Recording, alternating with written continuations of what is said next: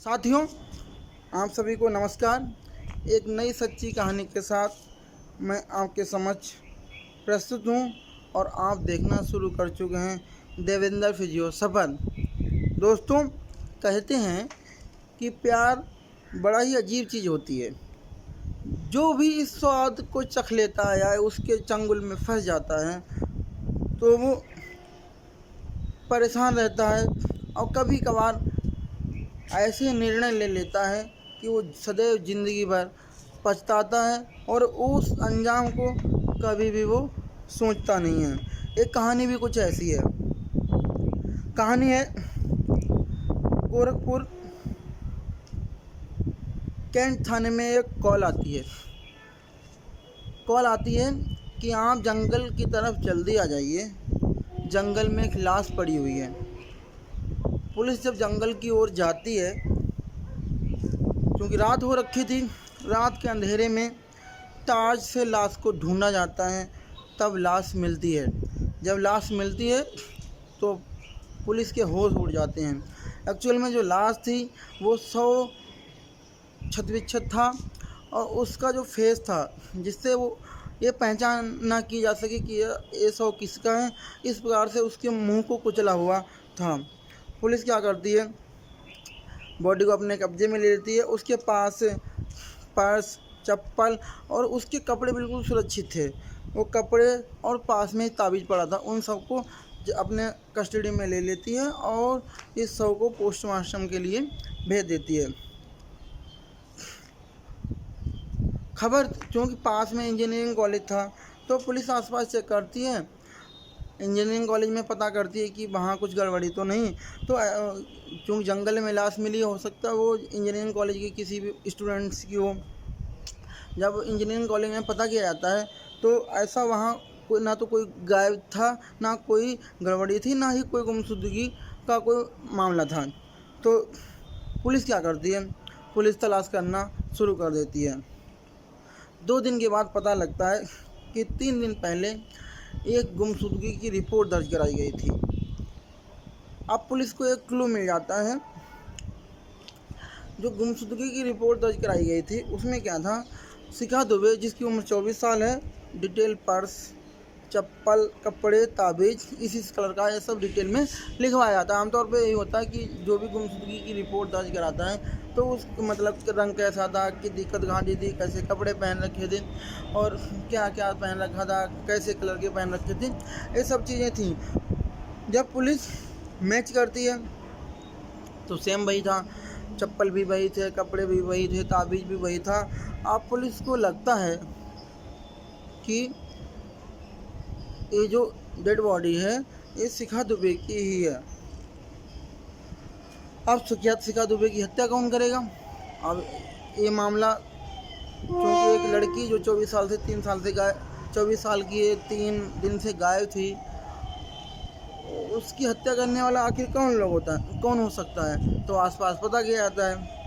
Police को एक पड़ोसी बताता है कि शिखा दुबे अच्छी लड़की है, लेकिन उसका एक फ्रेंड है, दीपू उसका नाम है, और आज कई बार उसे उसके साथ देखा गया है। पुलिस दीपू यादव के घर पहुंचती है।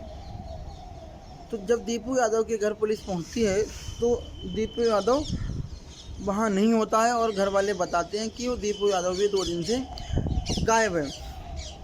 अब ये क्योंकि मामला मीडिया में हाईलाइट हो रखा था, पुलिस पे अत्यंत दबाव था कि कैसे भी जो शिखा दुबे का मर्डर हुआ है उसके परिवार वालों को इंसाफ दिलाया जाए और कातिल को ढूंढा जाए। पुलिस को लगा कि दीपू को ढूंढ लेंगे और केस की गुत्थी जो है वो सुलझ जाएगी। पुलिस धीरे धीरे तलाश करती रहती है और दीपू यादव नहीं मिलता है। लेकिन 2.5 महीने के बाद पुलिस चूँकि परेशान हो रखी थी, ढूंढ के वो मिल ही नहीं रहा था, तो पुलिस ने सारे जो भी रिश्तेदार थे उन सब की जो मोबाइल नंबर थे उनको सर्विलांस पे लगा रखा था, और ख़ास तौर से इसके जो खास रिश्तेदार थे या दोस्त थे। तो 2.5 महीने के बाद वो अपनी बहन को कॉल करता है। चूँकि नंबर सर्विलांस पे था तो वो पूछती है कहाँ हो क्या हो, ये सब चीज़ें फ़ोन पे बात होती है। पुलिस तुरंत ही दीपू यादव की बहन के घर पहुंचती है और पुलिस कहती है कि दीपू यादव कहाँ है बता दो, अब अगर ज़्यादा इधर उधर ना ले जाओ, चूँकि ऐसा है मैंने तुम्हारा नंबर जो है ना सर्विलांस पे लगा रखा था और बात हुई है मुझे पता है। अब वो उसकी बहन मजबूर हो जाती है और पुलिस को बताती है कि जो उसका भाई है वो गोरखपुर में इसी स्थान पे है। पुलिस इस चीज़ को सुनना ही चाह रही थी। पुलिस तुरंत ही गोरखपुर में, जहाँ उससे पता लगा कि वो मतलब पुलिस को पता लगता है कि जहाँ पर वो है, पुलिस वहीं पे पहुँच जाती है। जैसे ही गेट खटखटाती है तो अंदर से एक व्यक्ति आता है। वो व्यक्ति कोई और नहीं था, दीपू यादव ही था। अब जब पुलिस उसके घर में जाती है तो वहाँ एक 24 साल की लड़की बैठी हुई थी। अब जब पुलिस उस लड़की को देखती है तो पुलिस का दिमाग भी झन्ना जाता है। झन्ना इसलिए जाता है कि जब पुलिस उस लड़की से पूछती है तुम्हारा नाम क्या है, तो वो पहले तो इधर उधर की बातें करती, फिर बता देती है मेरा नाम शिखा दुबे ही है।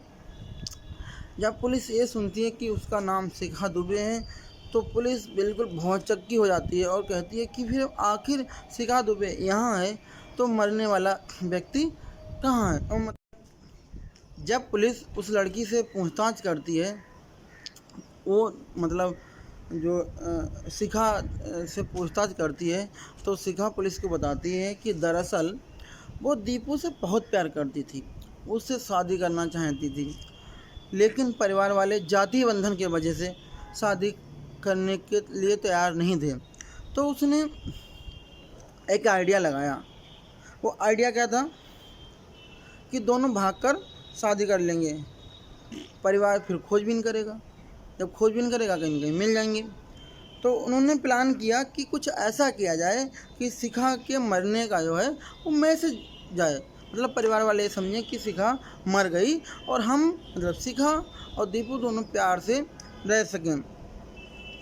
तो फिर उसी मैसेज को अंजाम दें तक पहुंचाने के लिए उन्होंने क्या काम करा, उसी मतलब शिखा दुबे की कदकाठी की एक लड़की ढूंढी और उसे अपने सारे कपड़े पहना के, कपड़े इसलिए पहनाए थे कि उनसे उस मजदूर लड़की मतलब औरत से कहा, जो 6 महीने की बच्चे की माँ थी, उससे कहा तुम्हें शहर में जॉब दिलवाएंगे।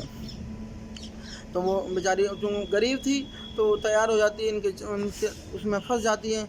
लेकिन